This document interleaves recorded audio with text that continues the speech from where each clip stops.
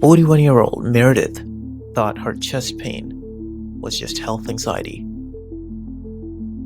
That chest pain turned out to be a widowmaker heart attack, and she was lucky to be alive.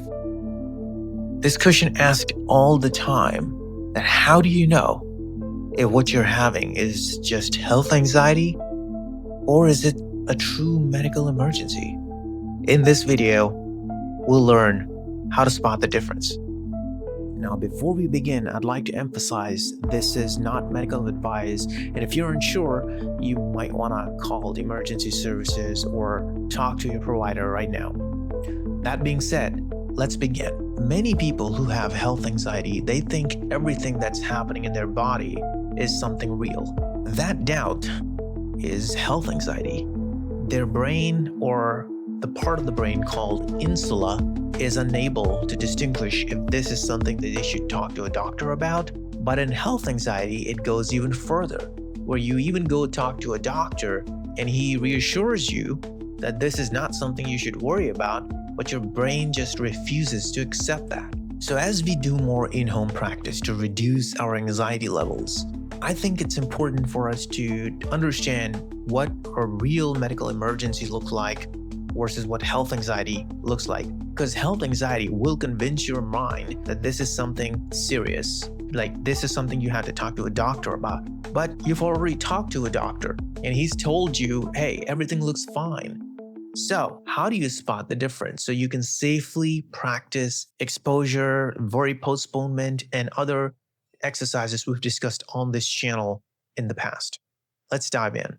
You also might want to save this video. You can hit the like, and if you hit the like, it helps the video, and it will also save in your liked video so you can come back to it next time when you're having doubt. Okay, so here's what's an emergency. When you have a face drooping or extreme arm weakness, or you're unable to coherently say anything, or you're unable to lift both of your arm up, that's usually a time to call a doctor, or you can have somebody in your household call a doctor. If you have sudden chest pain that's severe, along with sometimes, shortness of breath, nausea, dizziness, or pain in your jaw, arm, back, that usually requires medical intervention. Now, anxiety can sometimes cause these symptoms as well, but if this is the first time it happened to you, and if it's sudden, you need to call a doctor right now. Another thing is severe breathing trouble or allergic reaction sometimes, like for example, in my case, it's not a big deal, but I ate kiwi fruit and I was allergic to it. I love kiwi fruit now, but back then I didn't have any tolerance for that. So my tongue got swollen. That usually requires epinephrine, and you may want to call somebody to give you that. B, something that is same day. That doesn't require you to call an ambulance, but you could probably schedule an appointment with your provider. Fever with stiff neck. Because remember, anxiety will almost never cause fever. Fever is your body trying to burn out the infection. So if you have fever, there is likely a chance you might have something in your body, something foreign, likely some kind of infection. Anything that you can see with your eyes, any lump, bump that's new, any spot that's brand new, that is something that requires you to schedule an appointment with your provider. Obvious things like extreme pain during urination or blood in your stool that is unexplained, for example, if you haven't taken any iron supplements, or just generally unexplained, you haven't taken anything that has a lot of red color in it, like beets. Usually that requires you to check with your provider, because he's just going to write you a small little test and see what is up. I don't want this video to be a whole reassurance providing thing.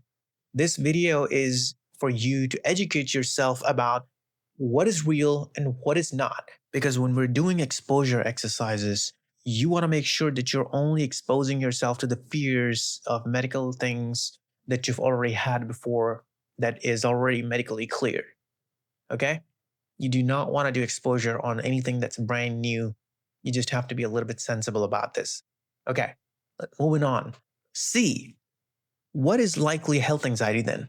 If these are medical emergencies, then what would be health anxiety or panic? If none of these red flags I've mentioned before exist in your case, then repeated episodes of, say, a fear of surgery or body sensations like a racing heart rate, tingling lips and fingers, shaking, feeling unreal, that peak within minutes and settle down. They often show up in known trigger contexts, like, for example, before bedtime, or when you're scrolling through something, or you're Googling about something after you had a lot of caffeine. And they improve when you stop checking or when you distract yourself, like when you're playing video games or you're reading a really good book. Health anxiety patterns are usually frequent self checks, right? Like doctor shopping, reassurance seeking on Facebook groups, compulsive Googling. If that happens, what you can do is very simple. First, orient. Name 5 things you see, 3 sounds you hear, and what do you feel? 1 thing. Okay? Then breathe slowly, deep from your belly, deep down in your belly for 6 to 8 minutes. And then third, you want to move for 60 to 90 seconds, not on a treadmill, just walk somewhere in a forward motion, right? And look up and see things moving, because that forward motion calms anxiety. There is a physiological reason behind why it's so calming, but movement often helps. And that's one of the reasons why people enjoy running. It's one of those things you might want to take on if you want to improve your anxiety. Fourth, prevent checking. You can use Quick Calm app, one of the tools that we've developed. So you just stop it, you set a timer, or like, okay, I'm not going to check for 60 minutes, 90 minutes, or 4 hours. And as you delay slowly every day with practice, you'll get better. But outside of these red flags that I've mentioned before, reassurance loops usually, well, not usually, but almost certainly will make your anxiety worse long term. So let's sum this up. Okay, so we have 3 buckets here: emergency, same day, or medical appointment thing that you should probably schedule, and likely anxiety. The first bucket is likely emergency, like if your face is droopy and you can't lift both of your arms, and you have sudden onset of extreme symptoms like extreme chest pain that is unexplained, that's an emergency. The second bucket is the same day thing. Any lumps, bumps, spots, or anything that you can see, anything that you can feel is sudden or, out of ordinary, as I've said, like extreme pain during urination, fever, etc. That requires same day appointment with your physician. And the third bucket is it's likely anxiety, usually, racing heart, dizziness, trembling, tingling, breathlessness, nausea, which usually goes away if you distract yourself.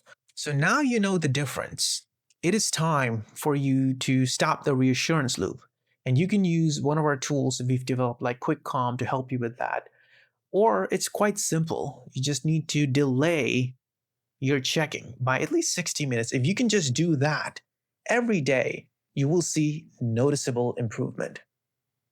That is it for today. Save this video, hit the like button, and you might be able to save this in your likes. And it also helps the video. So it would also be awesome if you can distribute this video on Facebook and social media, or to send it to somebody who already has health anxiety and it might end up helping them. So come back tomorrow, or you can subscribe to the channel. And every day we talk about different types of anxiety and the tools that you can use to improve your life. All right, take it easy. Cheers.